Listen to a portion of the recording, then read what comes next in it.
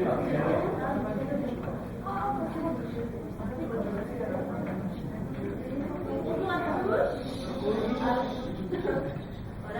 donc je m'appelle Elsa, Simon. On est donc des membres de Team-Net, qui est le premier site francophone de fans sur Twitter.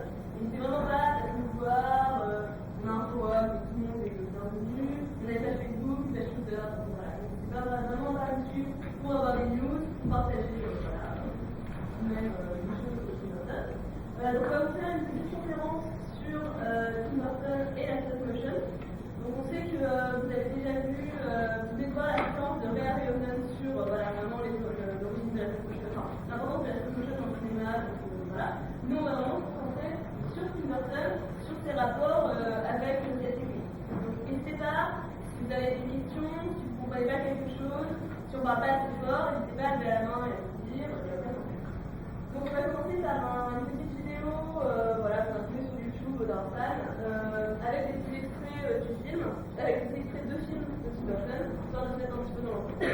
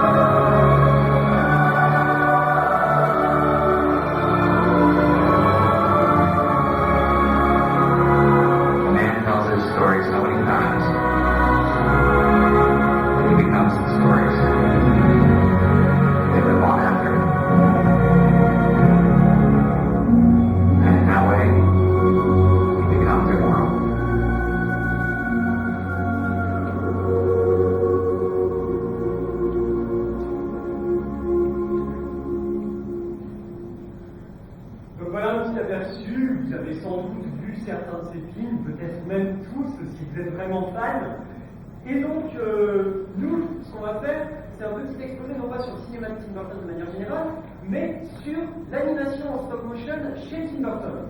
Donc tout d'abord, qui est Tim Burton? Vous le connaissez sans doute avant tout en tant que cinéaste. Mais Tim Burton n'est pas uniquement un cinéaste, c'est... Oui? Comment?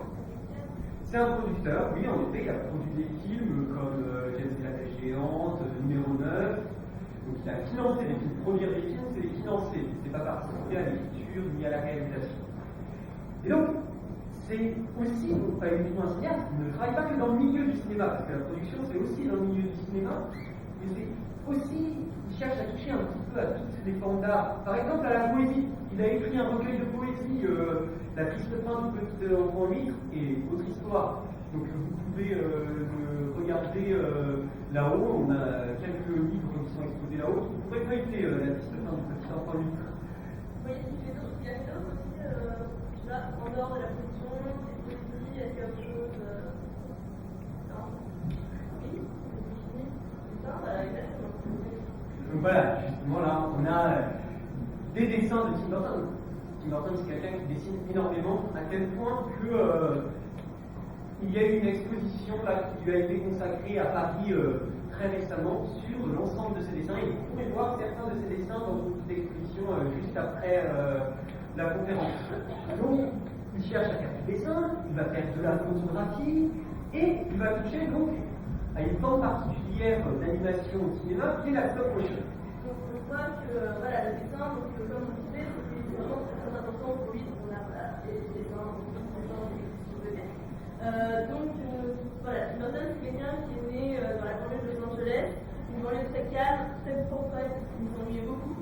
Du coup, pour s'échapper un peu, il se mettait à dessiner voilà, dans son coin, ce qui se passait par la tête. Et c'est devenu tellement important pour lui qu'il a décidé d'en faire son métier et d'aller étudier à Cal Arts, qui est l'école de Disney, du studio Disney. Donc après, dans le but d'aller travailler chez Disney. A priori, ça semblait un peu paradoxal, Tim Burton et Disney, on peut dire que c'est version des univers très très proches, mais voilà, Tim Burton a vraiment commencé en tant que dessinateur chez Disney, animateur chez Disney. Donc, on pourrait dire, Tim Burton aime dessiner. Il travaille chez Disney, qui est dans des grands studios d'animation et dessins animés.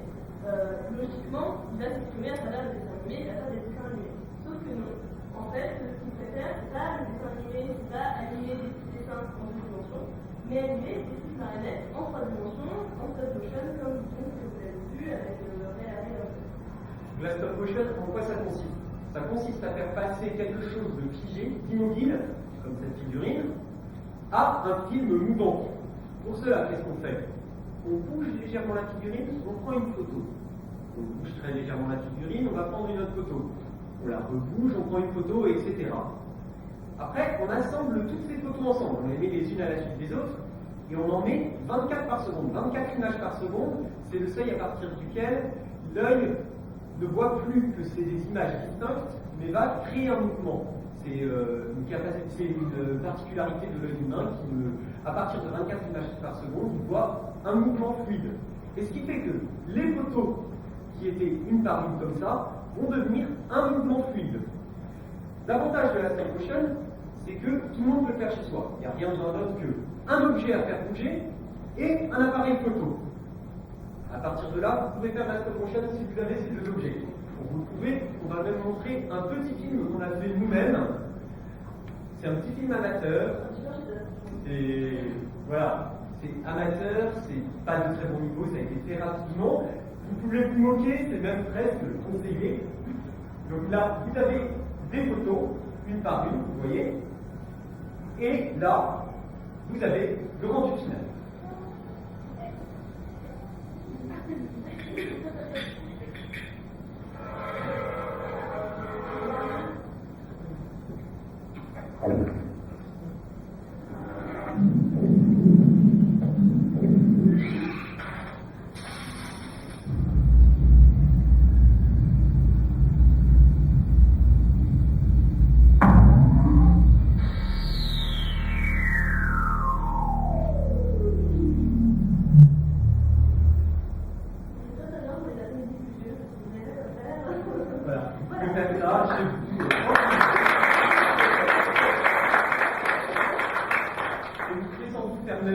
Sans problème, en prenant un peu de soin, vous verrez que c'est pas si compliqué que ça et c'est assez passionnant. Et après, c'est pas même avec partager quelque chose aussi, on adore l'enfant. Et donc, Burton, lui, utilise cette technique de manière beaucoup plus élaborée, de manière beaucoup plus forte, bien qu'il ait commencé en ayant votre âge. Il faisait des petits films, et honnêtement, c'est pas d'un niveau supérieur à ce qu'on a vu avant. Comme quoi, même les plus grands réalisateurs ont commencé, quand ils avaient votre âge, à faire des petits films d'un niveau pas excellent. Tout le monde peut faire ça et chercher à trouver sa voie. Donc Tim Burton va utiliser la stop motion de deux manières. Pour faire des films d'animation entièrement en stop motion, comme on a vu cet extrait-là, mais de manière beaucoup plus élaborée, mais aussi pour utiliser la stop motion, comme vous l'avez vu dans la conférence de Ray Harryhausen, pour intégrer la stop motion dans des films avec des acteurs réels, en chair et en os. Donc tout d'abord, la stop motion en tant que film d'animation. Le premier film que Tim Burton a réalisé en tant que professionnel, en dehors donc, de ces petits films qu'il faisait en tant qu'amateur dans son jardin avec ses figurines de plomb, c'est Vincent. Vincent, c'est un court-métrage de 6 minutes en stop-motion, tourné en noir et blanc et qui se veut un hommage à l'un des grands acteurs du cinéma des années 50 d'horreur, qui est Vincent Price. En fait, c'est l'histoire d'un petit garçon de 8 ans qui s'appelle Vincent et qui, non content de sa vie morne de petit garçon, se prend pour Vincent Price, et plus précisément pour les personnages de Vincent Price, des personnages de films d'horreur, un scientifique fou qui cherche à créer un monstre pour conquérir le monde. Donc on est vraiment dans l'imaginaire du film d'horreur tel qu'il est développé chez Tim Burton. Et on peut le voir déjà dès Vincent que la stop motion, ça demande un certain travail. On ne va pas faire comme ça au feeling de la stop motion en improvisant. On peut le faire, mais le résultat ne sera pas très professionnel. En général, il faut réfléchir un petit peu à ce qu'on va faire quand on va faire la stop motion, prévoir ce qu'on va faire, et pour cela, on fait ce qu'on appelle un storyboard, c'est-à-dire qu'on va dessiner plan par plan ce que va être le film. Et on voit que le rendu du storyboard est très proche du rendu du film. Ici, dans Vincent, à gauche, nous avons le dessin fait par Tim Burton dans son storyboard, à droite, ce que ça donne dans le film. On est très proche. Plus saisissant encore, ici, on a à gauche le dessin du storyboard, et à droite, le rendu dans le film. On a quasiment la même image. Donc, il y a cette volonté de faire quelque chose qui est prévu à l'avance et de contrôler ce qu'on fait. Par la suite, Tim Burton va avoir d'autres projets beaucoup plus ambitieux. Parmi le fait que vraiment un court-métrage, premier travail professionnel, après, il va se lancer vraiment dans des longs métrages d'animation. Donc, on va voir par exemple le sujet, vous avez sûrement vu, qui est quand même encore assez populaire, et les notes jeunesse, aussi à mon enfant, qui sont tous les deux films qui utilisent cette technique, deux films en stop motion par la même personne, mais qui utilisent, mais qui sont un petit peu différents. Donc, les trois de sujet, on va être dans quelque chose de un travail très manuel, on sent les textures, c'est un peu plus saccadé, ça va être un petit peu plus route que les autres. Les notes funèbres, on va être vers une texture un peu plus lisse, vers un rendu qui va se rapprocher presque de création numérique. Donc ça va être la même technique, le même créateur, mais une utilisation un petit peu différente, une musique un petit peu différente. Et ça, c'est lié aussi à l'évolution de la technique, du savoir-faire en stop motion. À droite, vous avez des figurines de l'étrange Noël de Monsieur Jack, des squelettes qui vont être couverts, et qui sont, vous voyez, assez carrés, assez difficilement articulables. Tandis qu'à gauche, nous avons une figurine utilisée dans les noces funèbres, donc plus tardives. On est dans quelque chose de beaucoup plus fin, beaucoup plus malléable, et qui peut être beaucoup plus finement articulé. Ça se voit particulièrement au niveau du visage. Dans les noces funèbres, les visages, il y avait un seul visage pour chaque figurine, et on pouvait modeler le visage de la figurine de manière à lui donner l'expression qu'on veut. On n'en était pas encore capable de cette technique pendant l'étrange Noël de Monsieur Jack. Du coup, on utilisait plusieurs têtes, et à chaque fois qu'on voulait faire changer l'expression à un personnage, il fallait changer de tête pour lui donner un aspect intermédiaire et donc créer du mouvement qui semble régulier. Il manque une organisation très forte, il faut ranger, il faut classer, il faut vraiment être très bien organisé. D'ailleurs, ce passage du squelette à la figurine animée qui vous représente quelque chose, on va vous le montrer, non pas dans un film de Tim Burton, mais dans le making-of d'un film qui est sorti il y a un mois au cinéma, L'étrange pouvoir de Norman, qui est aussi un film en stop motion.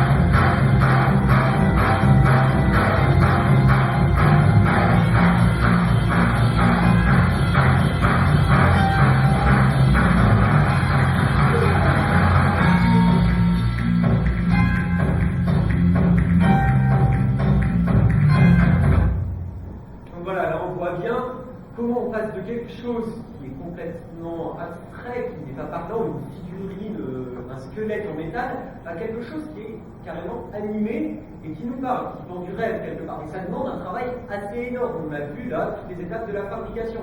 Là où c'est encore plus impressionnant au niveau du travail, c'est lors de l'animation. Quand on veut faire un film d'animation très sérieux en stop motion, il faut imaginer que pour faire 1 minute de film, il faut 1 semaine de tournage avec plusieurs dizaines d'animateurs. Donc c'est une patience énorme pour avoir un rendu qui soit très fluide. Donc c'est vraiment quelque chose qui demande un travail assez conséquent. Donc là, on a pu voir comment la stop motion est utilisée pour faire un film d'animation, mais une personne utilise aussi la stop motion comme effet spécial. Donc là, ça va être dans la lignée de ce que vous venez de voir avec Ray Harryhausen. Donc à une époque, enfin maintenant, quand vous allez au cinéma, vous allez voir un film de science-fiction, un film fantastique, les monstres, les créatures, elles vont être faites par ordinateur, elles vont être numériques. Mais à l'époque, vous ne pouvez pas faire ça. Donc, les monstres étaient faits voilà, en stop motion, en image par image.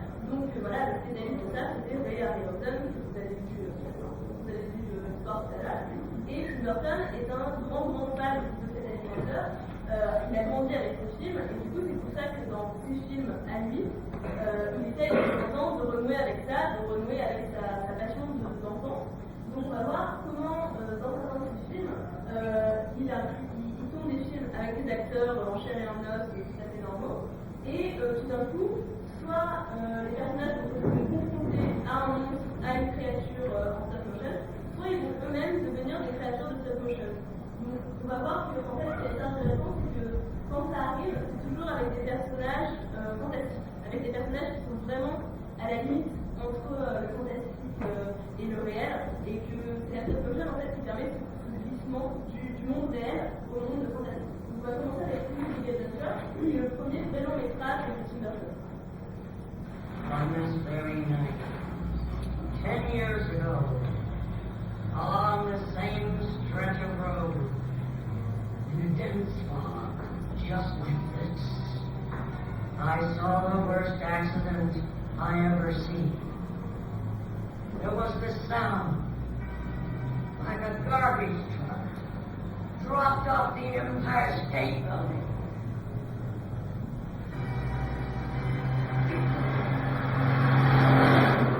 And when they finally pulled the driver's body from the twisted, burning wreck, it looked like this.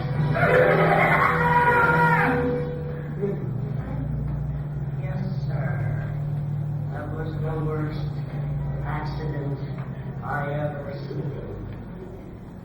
Donc là, on voit bien que la stop motion est utilisée sur un personnage que l'on croyait bien vivant, que l'on croyait lui raconter une histoire, et finalement, le fait qu'il s'anime en stop motion permet de comprendre qu'en fait c'est lui le fantôme, que c'est un fantôme, que c'est cette personne-là qui a eu l'accident et qui vraisemblablement n'a pas survécu, sinon elle ne serait pas capable de faire ça. Donc, la stop motion va être aussi utilisée de manière à intégrer des effets spéciaux dans le film de manière beaucoup plus forte, à créer des monstres qui resteront dans le film, qui seront confrontés de manière forte aux personnages du film. On peut le voir par exemple dans Beetlejuice, où là, la créature en stop motion est beaucoup plus présente et interagit de manière directe avec les personnages réels du film.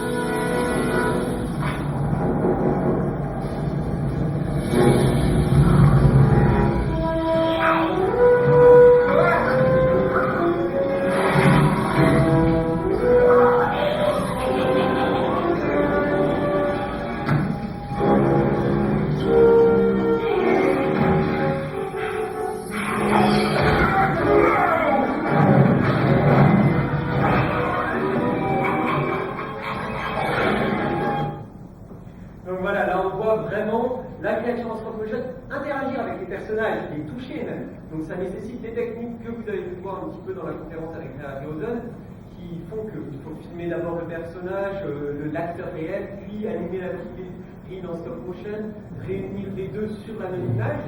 Et donc on voit vraiment cet aspect fantastique. Et ici, il y a un côté peut-être un petit peu kitsch de l'image, ça vous paraît peut-être un peu vieillot. Bon, le film date de 1988, mais c'est assumé. C'est aussi une volonté de faire un peu comme les vieux films d'horreur, de faire comme avant. Et puis aussi, le fait que ce soit un peu kitsch, ça permet de rendre l'ensemble plus léger. On n'est pas vraiment dans de l'horreur, on est beaucoup plus dans la comédie. Mais après, ça ne veut pas forcément dire que Tim Burton est quelqu'un qui reste ancré dans le passé, à faire des délires avec des petites figurines, à refaire les films de son enfance. Ça reste un réalisateur qui aime le cinéma, qui aime le cinéma actuel, et qui tente de toujours être, qui aime rester toujours à la fois de la nouveauté, à la fois de la technologie, toujours essayer de nouvelles techniques, et du coup, ça ne veut pas dire, cette passion pour la classe prochaine, ça ne veut pas dire qu'il n'aime pas utiliser son image synthèse, et qu'il n'essaye pas de l'utiliser non plus. Donc, par exemple, dans Mars Attack, à la base, les Martiens ne fait pas de stop motion comme on vient de voir, mais c'est un petit peu compliqué.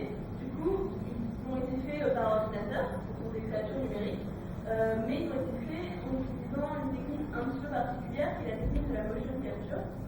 C'est vraiment une technique qui est très à la mode depuis.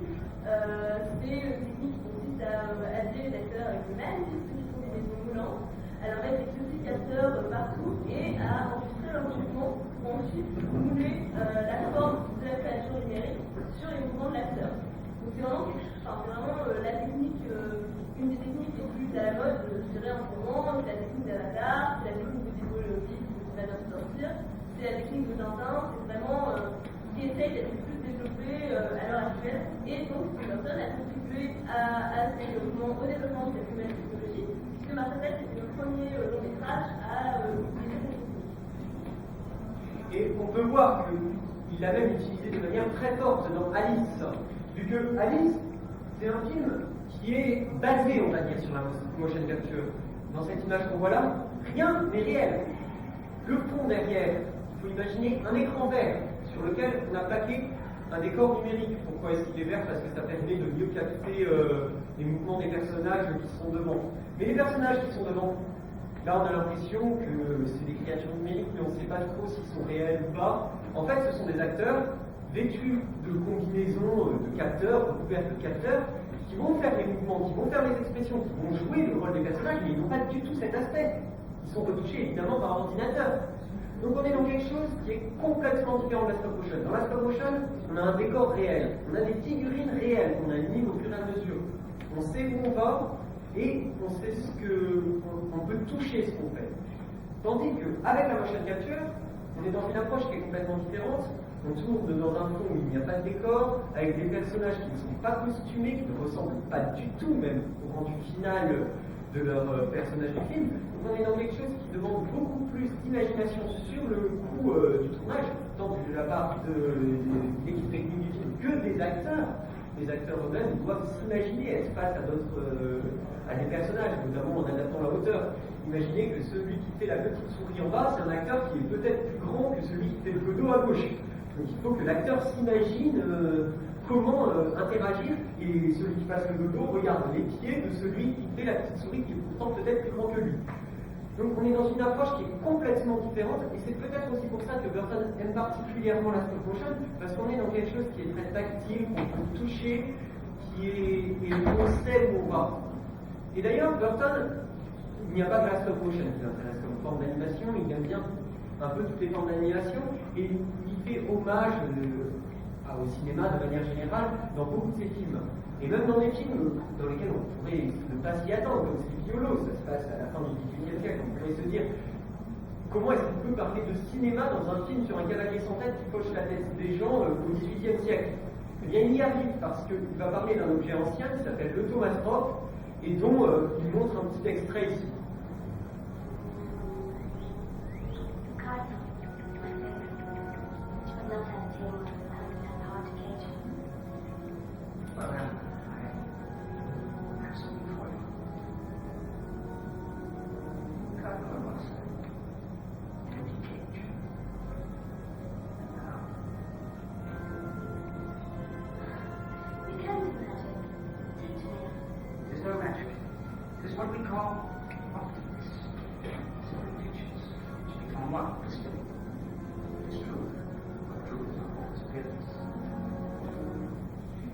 c'est justement ce que je pense plaît beaucoup à Burton dans la stop motion, cet aspect entre la magie et la technique. Il y a un côté très magique à voir des objets inanimés, à prendre vie et à devenir à peu près ce qu'on veut qu'ils deviennent. Et d'un autre côté, cela demande une technique, une connaissance technique très forte. Et la stop motion est vraiment à cheval entre ces deux aspects-là, et c'est ce qui fait tout son intérêt. Donc on voit que oui, c'est vraiment une technique qui, malgré le développement du numérique, reste vraiment d'actualité. On a beaucoup de films qui sortent assez régulièrement, qui sont faits en stop motion, avec différentes techniques de stop motion. Donc on va voir Coraline, qui a été réalisée par Andy Selick, qui a participé à l'école de Jack. Le temps de pouvoir de Norman, dont on parlait tout à l'heure. Voilà ces comics, vous connaissez peut-être, qui est plus sur la pâte à modeler, mais qui utilise exactement la même technique. Et même studio, voilà, avec ça passe. Et donc, par exemple, voilà, Mario Max, donc ça reste une technique toujours d'actualité. Et d'ailleurs, le dernier film de Burton, Frankenweenie, est un film en stop motion qui est diffusé en avant-première résidence ce soir, donc n'hésitez pas à venir le voir. Nous, on sera là, on fera un petit quiz après pour regarder des places au cinéma et puis on va voir. Donc, n'hésitez pas à venir, voilà, et à voir le film et à même en parler avec vous. Donc si vous avez des questions, n'hésitez pas. Sinon, n'hésitez pas à venir nous voir en particulier. Donc, on vous invite à passer juste à côté. Il y a une petite exposition avec des dessins de Tim Burton, des reproductions des dessins de Tim Burton, des petites figurines, issues de collection de fans. Vous pouvez voir ça. Faites simplement très attention aux figurines. Ne tapez pas dans les